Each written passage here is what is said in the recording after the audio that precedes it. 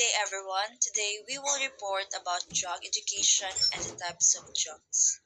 So, first, drug education teaches people, especially the youth, about the effects of drugs on the body, the mind, the community. It also helps prevent drug abuse and encourages us to live a healthy and drug free lifestyle. So, what is Republic Act 9165? Republic Act 9165 is a Philippine law na nag-focus sa prevention and control of illegal drugs. And it also promotes drug education, awareness, and rehabilitation for people who need help. This law reminds everyone nga delikado jud ang paggamit of illegal drugs, and it aims to protect the youth and the whole community. It also provides strict penalties para sa mga tao nga masakpan nga mo-use, mubaligya or mo-traffic og illegal drugs to make sure nga dili mosamot ang drug problem sa atong society. In short, RA 9165 helps keep the community safe by guiding, educating, and disciplining people regarding illegal drugs. So good day everyone, my name is Anthony Jose Clamado and today I'm gonna discussing about the main objectives of RA 9165. So first bullet, prevent drug abuse through education and community programs. So kita man siguro tanano is naka-appeal na ta anang mga programs kana sa ato ang special sa ato ang high school nga kana bitawng mga drug prevention ano bitaw nga ginatuluan ta nila about drugs, characteristics of drugs, like mga causes and effects of drugs and types of drugs and it is very big help for us as a student because mostly kita gid ang target aning drugs or kita mo'y murag vulnerable aning drugs. And second bullet, stop illegal drug trafficking and punish offenders. So one of the purpose of our law is to kanang i-manage or kanang i-control ang ato ang society, and we all know ang Philippines is one of the kanang supply of drugs, like kanang dagan og mga drug users, and through this we can manage we can control the rate of mga drug users, and that is very big help for us. And third bullet, rehabilitate drug dependents to help them live normal lives again. So kani siya is kanang rehab. So I don't know if ikapila sa isa ka tuig, ikapila ka month sa isa ka tuig mag-organize sila kanang mga rehab, especially mostly sa kanang mag-rehab is kanang I think barangay by barangay manata na siya. And yes, through this maka-gain og peace ang mga drug users because drug is not that easy to kanang very addictive bugod siya ang drugs. So through rehab dako siya tabang sa mga drug addict. Last bullet, promotes cooperations among families, schools, and the government in fighting drug problems. So through unity, in short, unity. So through unity, we can gain a good community. We can gain a peace country. And yes, dapat makikiusa ta sa atong usat-usa, and dili na dapat nato na i-normalize ang mga drug addict, like like tambunan nato silang mga sala, like drug addict na siya pero dili ka magsabang anak bitaw. So dapat yun na magtinabangay yun ta because it's for our own goods naman po. Good day, everyone. Today, I'll be discussing the key implement agencies of Republic Act 9165, or also known as the Comprehensive Dangerous Drugs Act of 2002. This law is our country's main legal framework for combating illegal drugs. To make sure it is properly implemented, there are several government agencies that play important roles. So, let's go over the three main ones. So, this is PDEA. Number 1, PDEA, Philippine Drug Enforcement Agency. PDEA is a lead agency in enforcing RA 9165. The main job is to prevent, investigate, and control the use of spread of illegal drugs in the country. So, they are the ones who carry out operations against drug syndicates and make sure drug law are be followed. So, in short, PDEA is the frontliner against illegal drugs. And number 2, DOH, Department of Health. The Department of Health focuses the health aspect of drug abuse. So they help the treatment and rehabilitation of drug dependence. At the same time, DOH works to educate people about the harmful health effect of drugs use, helping prevent drug abuse from medical and public health perspective. So, while the PDEA handles the enforcement of DOH takes care of the recovery and awareness. And last, there are three, DepEd. The Department of Education. The Department of Education is responsible for promoting drug prevention and awareness among students. So, isa gid gyapon ni siya sa rule nga dapat na tumabalan niya.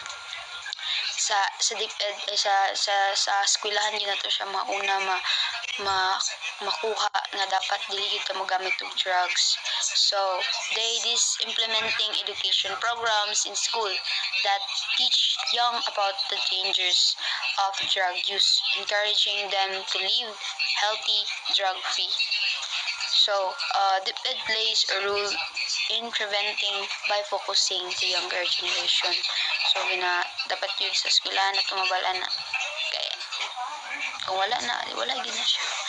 And then, so, that are the three main agencies in the Philippines. The PDEA enforces the law and cracks down the drug crimes. DOH handles treatment and health education, while DepEd focuses on preventing through education. So, these three agencies work together, fight illegal drugs, and build a healthier and safer Philippines. So, thank you and God bless. So next, I will discuss the 5 types of drugs. Number 1 is the stimulants. These substances increase brain activity and make a person feel more alert or energetic. Examples include shabu and caffeine. Number 2 is the depressants. These drugs slow down brain functions, leading to relaxation or drowsiness. Example is alcohol and tranquilizers. Number 3 is the narcotics. These are strong pain-relieving drugs that can be highly addictive when misused. Examples are morphine and heroin. Number 4 is the hallucinogens. These drugs cause changes in perception, mood, and behavior. Examples include marijuana and LSD. Number 5 is the inhalants. These are chemical vapors that, when inhaled, affect the brain can cause serious harm. Examples are rugby and pain thinner. Effects of drug abuse. First, physical. So, anang abuse sa paggamit sa drug, naadyo possible nga madawat ilang lawas, like magdiwang, mawalan og energy, madawat ilang mga organs like heart, liver. Pag-abuse yun nila ang paggamit sa drugs, padulong dyan sa seryoso nga sakit or kamatayon.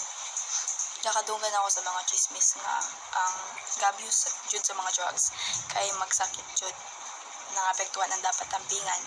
Napod ingon nga dili makadawat ang drugs, actually katambal man na kaso mga addict jud abuse, so that's why. Mental. So, sa paggamit sa drugs, mapektuhan ang unang-una o feeling sa isa ka tao.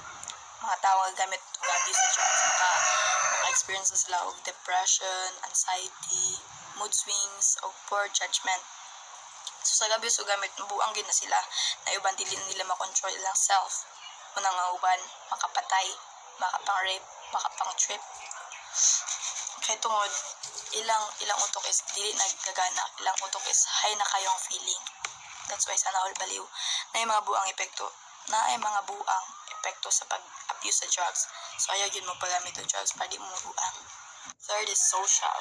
So sa pag-abuse sa drugs, makaguba dyan nag-relationship like sa pamilya, ganahan ka na i-addict sa iyong pamilya, diba dili? Kung ganahan ka na i-addict sa iyong pamilya na ikaw kailangan magkuhan, parihab ka marag ikaw may nasakit sa utok. Buang na dyan, pero seryoso. Kasi may ganahan na isa-addict sa iyong pamilya, diba dili? Hadlok po.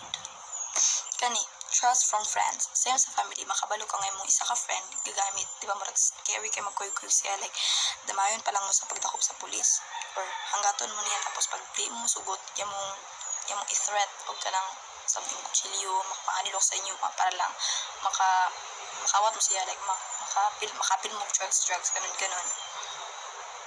So dapat ikaw guys, dapat ka magunahon na jud daan kung unsay apektuhan sa imong self kung na kay friend nga drug abuser. Daghang drug users end up isolated kanang lonely kay sila, walay friends or tabang kay mga addict man sila. Gina-reject sa society kay ang uban nga biktima ila family sa addict. And ang uban pod yun na nga delikado jud kayo ang addict labi na wala sila sa ilang kaugalingon. Basta isa po na saluoy mga drug abusers kay wala takabalo anong nagamit sila, naguban na nun ila ang future. Okay.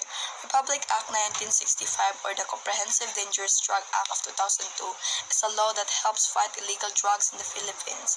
Nag-focus ni siya sa pagpugong sa paggamit ng drugs, teaching people about the dangers of drugs, tabangan tong mga tao nga addict sa drugs to recover, and panisyan tong naghimo or nagbaligya nagamit sa illegal drugs.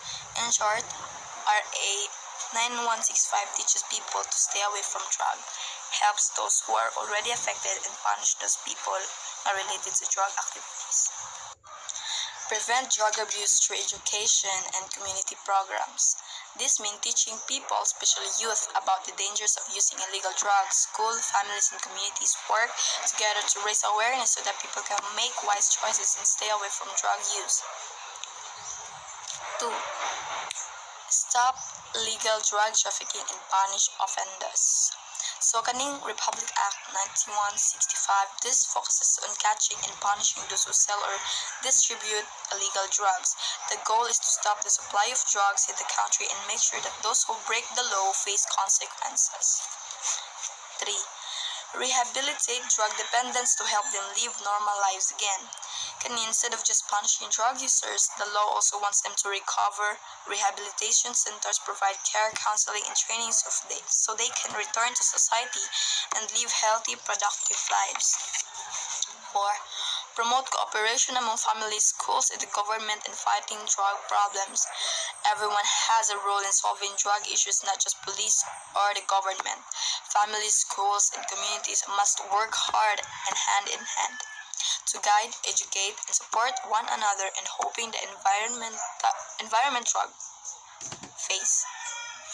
Dili lang day dapat police o government ang mag-solve sa drug issues, pati day dapat community, school, and family. So, mao tong Republic Act 9165. Importance of drug education. So why drug education is important? It is important because it encourages people to make informed decisions about drug use, promotes awareness of laws like RA 9165, which is the Comprehensive Dangerous Drugs Act of 2002. The third one is it teaches self-discipline and resistance skills against peer pressure. And the last one is build a safe and drug-free community. So, mao important ang drug education kay maka-help ni siya nga encourage ang mga young people nga para makahimo bitaw sila og informed decisions, di sila magtamala-tamala og gamit og mga drug, mga ginadili nga gamot. Also, it teaches self-discipline and resistance skills against peer pressure. So, giingon diri nga para pod makabalo bitaw tag self-discipline, makabalo ta og resist og kanang naay mga syempre naman yung mga friends nga bad influence nga kanang maoy sila mo'y magtulot si mo nga maghimo bitaw og dili maayo. So makatabang ang drug education para kuanta nga dapat ay puta mo dili sa mga butang nga kanang dili angay buhaton. That's all and thank you. So, in conclusion, drug education plays a vital role in guiding us to make safe and informed choices. It helps us avoid harmful substances and supports a healthier and more responsible lifestyle. So, in short, drug education teaches us to be careful and to avoid drugs para safe ug healthy ta. And it reminds us to make good choices alang sa ato ang future. And that's all. Thank you.